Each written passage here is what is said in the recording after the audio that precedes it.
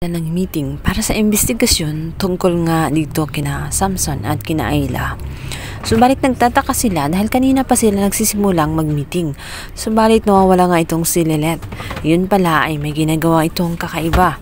Dito nga hindi siya tumigil hanggat hindi niya makita ang naturang dokumento na kailangan nila sa gaganaping hearing, unang hearing.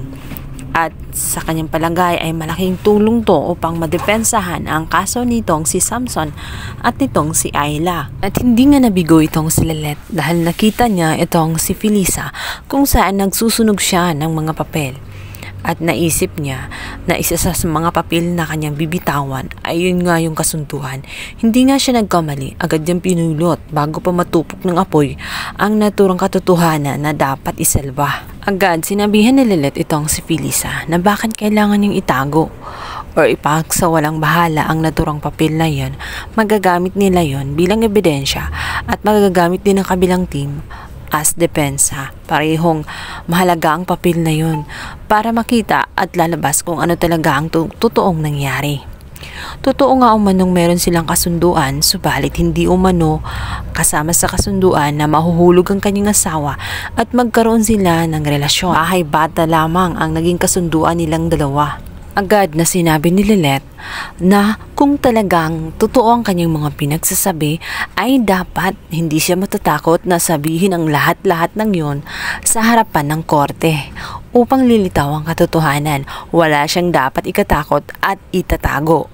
Ang papel na yon ay mahalaga kina Samson at kina Ayla nang sa ganun mapatunayan na totoong nagsasabi sila na meron silang kasunduan tungkol sa ginagawa nilang baby maker itong si Ayla. Banda, magmi-meeting na nga ang bawat kampo at dito'y pag-uusapan nila.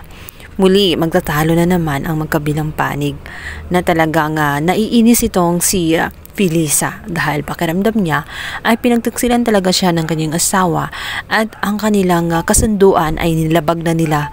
Ang sabi ay gagawa lang ng baby para sa kanya dahil sa kanyang litseng katawan ay gusto lamang niyang mapasaya ang kanyang anak, ang kanyang asawa at gusto niyang mabuo ang kanyang pamilya dahil anak na lang ang kulang. Di niya hinangad na maging ang kanyang asawa ay angkinin na rin ni Ayla. Hindi nagustuhan ni Ayla ang mga pinagsasabi ni Felisa kung kaya tumayo na lamang siya at umalis na lang sa naturang meeting. Dito naman ay susundan siya ni Felisa. Masasaktan nga siya dahil hahawakan siya nito at sasabunutan kaya naman nadapa siya. Dito nga ay duduguin nitong si Ayla kaya naman agad-agad nga siyang isusugod nga sa ospital. Nag-aalala silang lahat kung ano bang nangyari sa kanya. At dito'y matutuklasan nila na buntis na pala itong si Ayla ng 1 buwan. Sabihin ay nagbunga na ang kasunduan na kanilang pinirmahan kung saan gagawin nga itong si Ayla ng isang baby maker.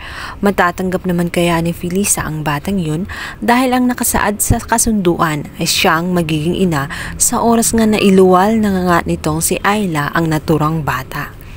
Pakakawala naman kaya ni Ayla ang kanyang magiging anak at hahayaan sa mag-asawa. Alam ng lahat ay ang tinatrato nga nitong si Ayla at pinapakilala nila na kapatid ay hindi pala. Ito pala ay nobyo niya at nagpapanggap lamang para hututan ang mag-asawang si Samson at itong si Felisa. Ang pinakamasakit na parte ay ipaako nga nitong si Ayla ang baby na daladala niya. Ngunit hindi naman pala ito anak ni Samson kundi anak sa kanyang jowa na lagi-lagi niyang kasama. Buong akala nila ay kapatid ito, subalit iba pala.